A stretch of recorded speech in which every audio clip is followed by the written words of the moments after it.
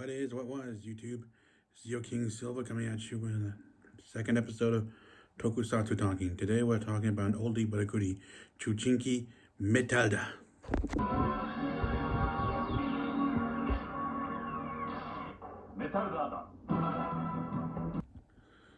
For those of you who grew up in the 90s, you may recognize the footage from Saban's VR Troopers, as this was one of the 3 shows used to make it.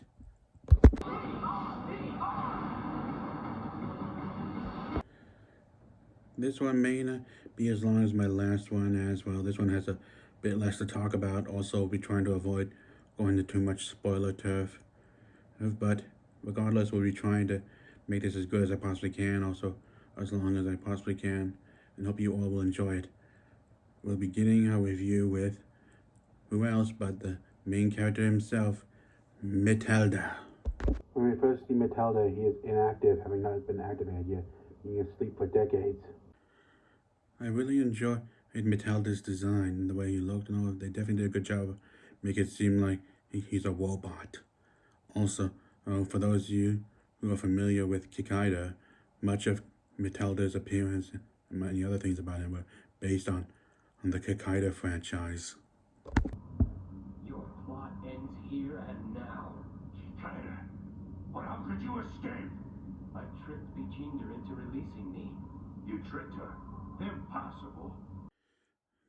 Though I wish they had covered why Metalder was 2 different colors. I mean, sure, I know it was because he was based on Kikaider, but in the show they never covered why he was 2 different colors. Whereas with Kikaider they did cover it, like one was meant to represent his good side and the other his evil side, what with him also being incomplete and all. But with Metalder, that kind of thing was never covered. Also, like Kikaider, Metalder had something inside him which allowed him to have human emotions and also give him a conscience and tell what was right and wrong and help him fight against evil.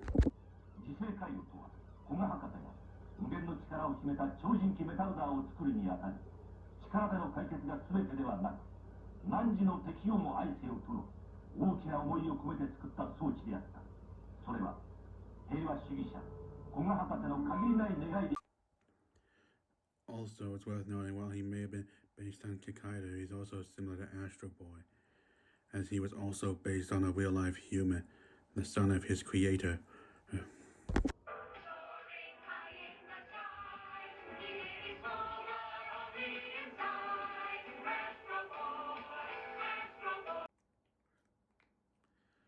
Metalder is voiced by Michiro Ida, while his human form, Tsurugi Ryusei, is portrayed by Seiko Seno, who also portrayed the son of his creator, whom he is based on.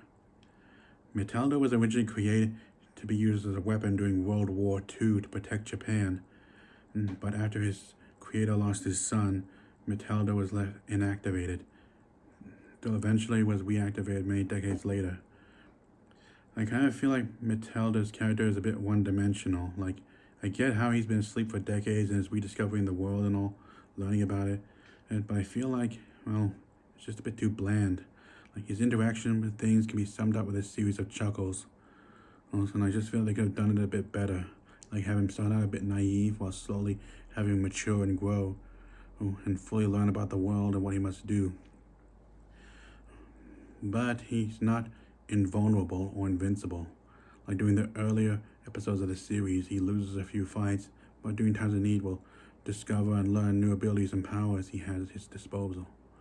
Well, this is all interesting, and it prevents him from being too OP, because sometimes it seems like he is.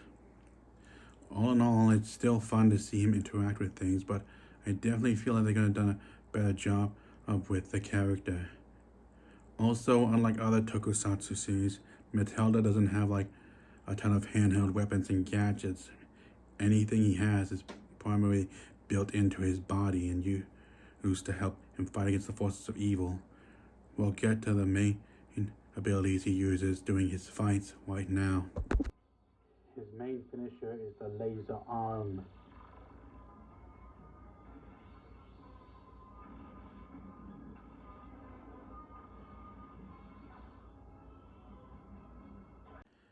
I really enjoy that technique of his. Is one of my favorites. Actually, is my favorite. And the way he summons it and all. He's definitely got one hell of a touch in battle.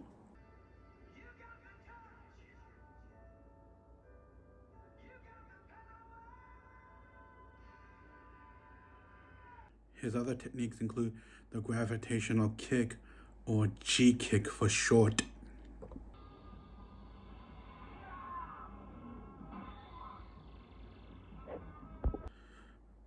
Which essentially is just a flying kick. I mean, when you compare it to his laser arm, it's really not that impressive.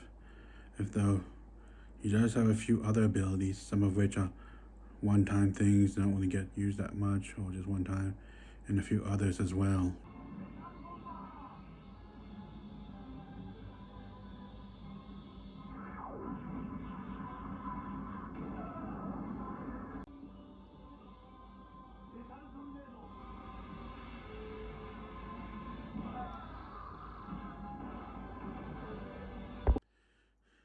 As you've seen, the other attacks I was referring to were the metal bomber, which is essentially a spinning double punch, and the metal tornado, which is a spinning flying kick.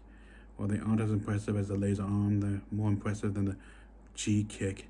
Metalder also had some other abilities as well, other techniques, though many of them were just one-time things that just got used over the course of the series, and some were things that were used because the plot demanded them.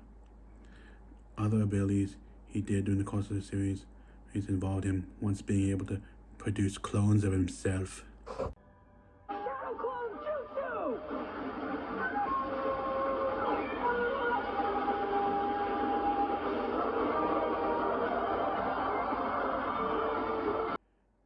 Metalder also had a number of other abilities, but I feel like it would take too long to list them all, and also some might go into spoiler turf. But I will mention one more attack of his, the Plasma Punch.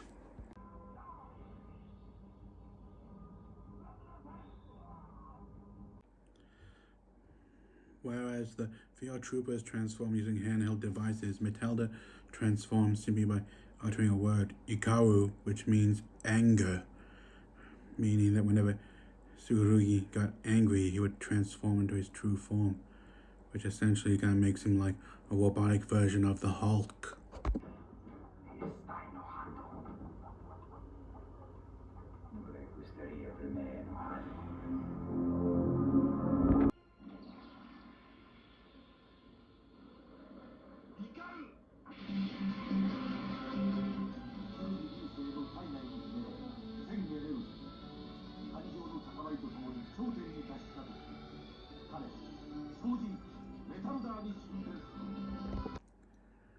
As with most Tokusatsu heroes, Metalder also had some vehicles at his disposal, though not a lot. They are the Metal Charger and the Side Phantom.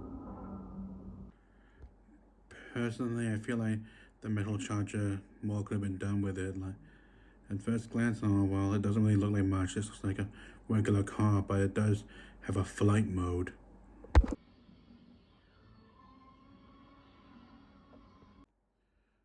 Which is essentially the only interesting thing about it. I mean, sure, it was cool, it could fly and all, but there was really not much else to it.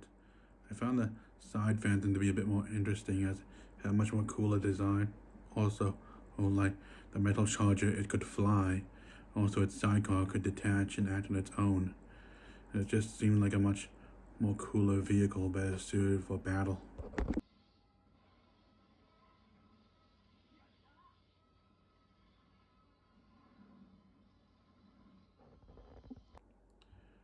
When not in use, both vehicles are stored inside Metalder's base of operation, the Silver Carcass.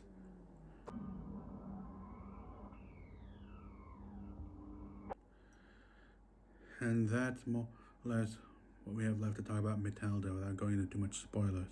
Next, we move on to Metalder's allies. First up is Springer. Him and Metalder have the same creator, thus they are in a way brothers. Springer, as you can see, resembles a dog. Despite how he looks, Springer is actually a robot dog, but was given a mostly organic appearance save that metal thing he wears on his torso. He was created by, again, the same creator as Metalder, thus is in a way his older brother. Guess he was meant to be like a prototype. He mostly stays in the Silver Carcass, usually watching anime, but when Metalder needs help and all, he usually goes out in the field when need be. Mostly he just repairs Metalder when he comes back after getting damaged in a fight. He's shown to be a bit more wiser and mature than Metalder is, for some reason being able to better understand the way the world works and understanding more about humans. I don't get why and all, but it was actually interesting for him to actually have an ally who actually understood more about how the world worked. I definitely would like to see a bit more done with Springer, but I feel like they used him enough to keep him interesting, but at the same time, didn't use him too much as it would get boring as a result. Yeah, so they used him enough to keep him interesting, but at the same time, made sure to avoid using him too much to avoid having fans get sick of him. Next, we move on to our next ally, Metalder's creator. Dr. Koga, the man who created Metalder and based him after his deceased son who died in World War II. He mainly appears in episode 1 where he reactivates Metalder and is killed by the villains of the series, thus giving Metalder a reason to fight them. He does occasionally appear in flashbacks and or is mentioned throughout the series. Other than that, not much else to say about him, really. Other than that, he created Metalder to protect Japan during World War II. Metalder's first human ally is a woman called Mai, played by Hiroko Iota. Character-wise, not really a lot to say about her. She works as a photographer for a magazine. She's pretty outgoing. She's Metalder's first human friend.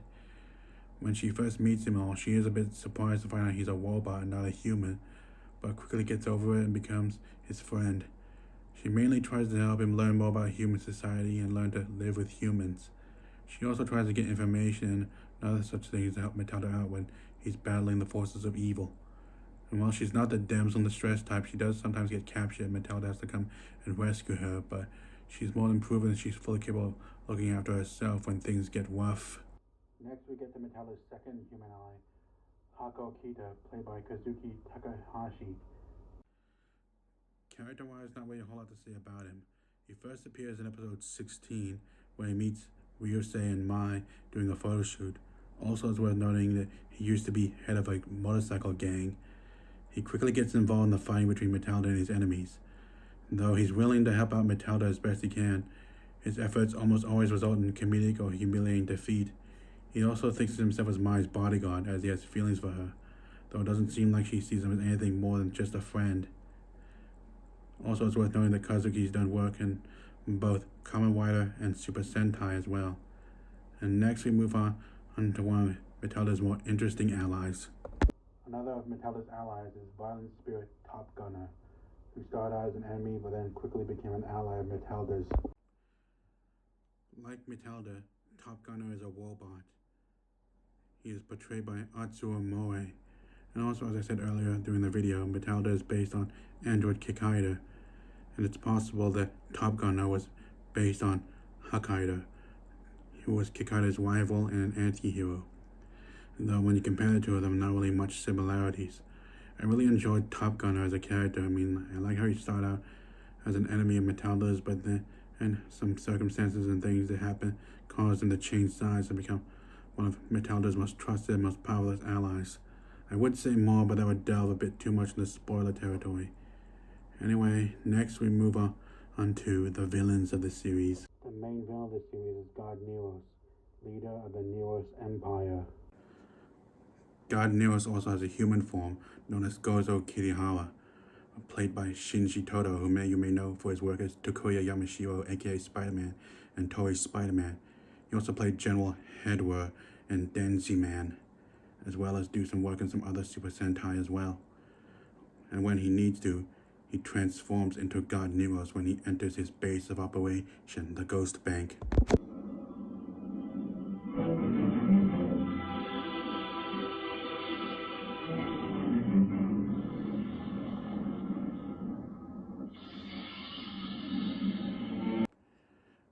As God Neros, he is voiced by Takashi Watabe, who is known for his work as Dawn Horror and Gavan and Goem and Juko B-Fighter, as well as work in other Metal Hero series as well. When transforming, he changes from a human to his true cyborg form, which is very grotesque, though personally I think they did a slightly better job in VR troopers with Grimlord. Forces of darkness, empower me! Take me back to my virtual reality!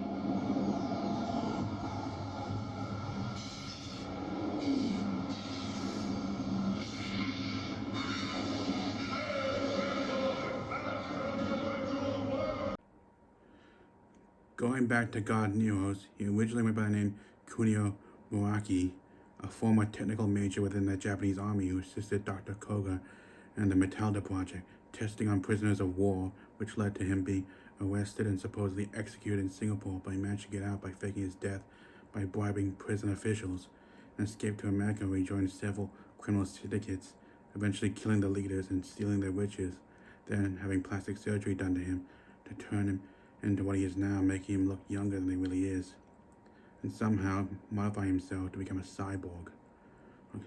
His main goal is to conquer the world, usually involve attacking people financially as well as developing more powerful weapons and launching specific and well thought out attacks upon the world. So it's either with him conquering the world through finances or war.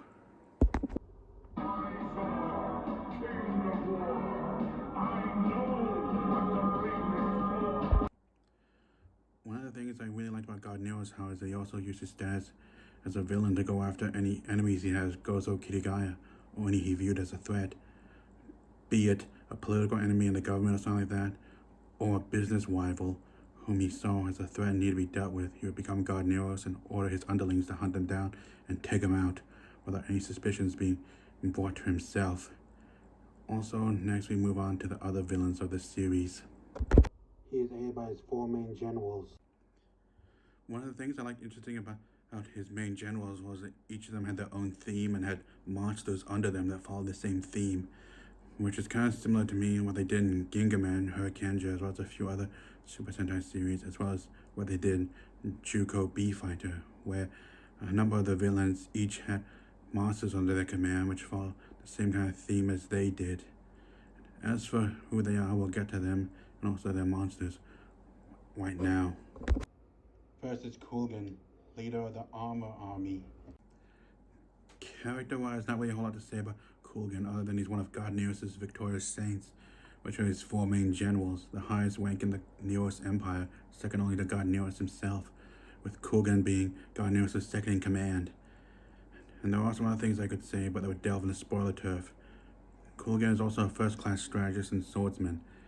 He leads the Armor Army, which consists of humans and cyborgs wearing armor. As for Kulgan, well, not entirely sure if he's really a cyborg or simply just a human wearing armor, though he is the first of the villains to deal Metalder a crushing defeat in one-on-one combat. Very brutal it was, I'll tell you that. Next, we move on to our next of the four vicious saints. Balski, leader of the Robotic Warrior Army. I found Balski a bit more interesting than Kulgan, as I felt like he had a bit more personality to him. I also enjoyed his design. I think he's a cool looking robot who proves that he's more than enough to take on Metalder in battle. Also, he cares much for his army and is proud of it, praises them every chance he gets, and leading them as best he can, is also not afraid to get involved in one-on-one combat with Metalder. Also, it's worth noting that Balski and his army were created using the same technology used to create Metalder, which in a way kind of makes them siblings. So when Metalder's fighting them, he's kind of in a way fighting his own brothers and sisters when you stop and think about it.